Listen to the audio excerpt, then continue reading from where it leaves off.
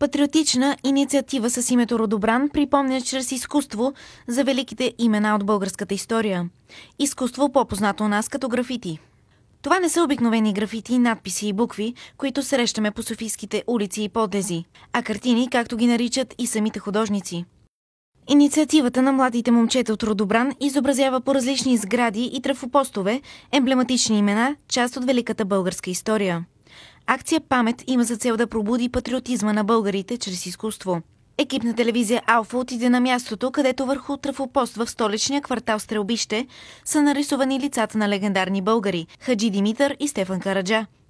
До мен са момчетата от Родобран, една инициатива, която рисува върху различни сгради, ето и както виждате зад мен, знаменити български лица от българската история. До мен са и самите инициатори, момчетата от Родобран. Сега към вас да се представите. Здравейте, казвам се Георги Желясков. Аз съм Христо Стоянов. Как ви дойде самата идея за тази инициатива, за тази акция? Откъде ви се роди в главата да го направите? Всеки ден минаваме покрай трафопостове, които са грозни, надраскани, нацапани, изрисувани и решихме върху тях да сменим малко визията им и да направим някакви наши български родни герои, които хората да си спомнят, че са ги имали, че е имало такива и че те са били част от нашата история и са били нещо, което трябва да се гордеем с него.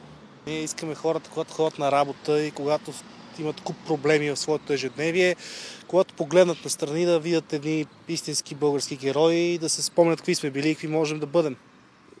А забелязали ли сте хората, може би сте наблюдавали, когато минават от тук, дали снимат, дали се оглеждат, дали се спират?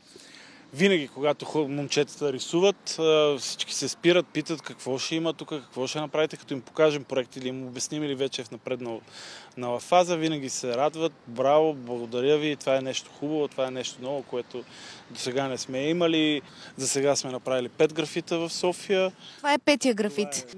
Да, това са Хаджи Димитър и Стефан Караджа. На всеки един от нашите графити, както и тук, сме написали истинските имена на героите. Това е една закачка към минаващите и виждащите хора да научат реално тези имена, защото почти никой, освен историците, не знаят истинските имена, както и на Хаджи Димитър, така и на Стефан Караджа.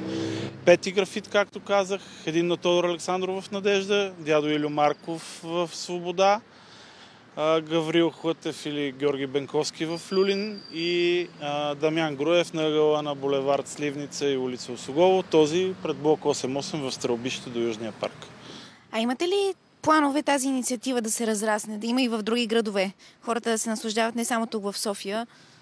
Ние имаме желание да се разрасне не само в София и в други градове, затова имахме и разговори с момчета от Пловдив, които да ни помогнат за това нещо да се случи. Надяваме се и в други градове да продължим, но за всичко това са нужни средства, които се набират трудно. Затова ние създадохме тази линия от дрехи. Щях да попитам как се справяте и със средства, защото все пак за това нещо се изискват пари. Да, сумата е не малка, не можем нито аз, нито той да си я позволим от собствения си джоб. Затова направихме тази патриотична марка дрехи, с която част от всяка продажба идва за графит. А как избирате на коя сграда, кой от българските лица да е? Примерно карате ли се, не, тук ще е Христо Ботев, там ще е Васил Левски? Не, ние имаме толкова много герои в нашата българска история, че за да изобразим всички тях и да има толкова много поводи за гордост, според мен няма дори да ни стигнат всички трафопостове в столицата, но тъй като трафопостовете са общинска собственост, ние взимаме разрешение от общината, държа това да го споменем. Всичко се прави абсолютно легално, с всички нужни разрешения, за което не искаме да се крием, искаме това нещо да става както трябва да бъде.